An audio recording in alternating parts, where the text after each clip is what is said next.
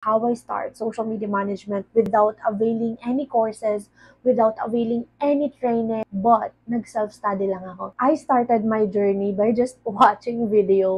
Let Hasha James, thank you so much. Talagang pinanood ko lahat ng video ni Latasha James.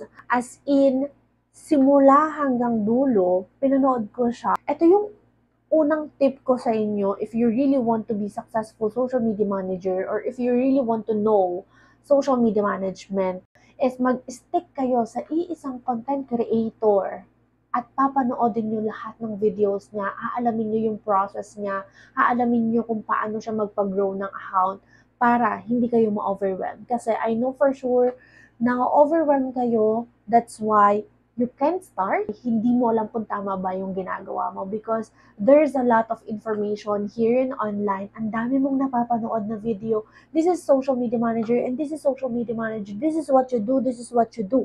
Ang dami.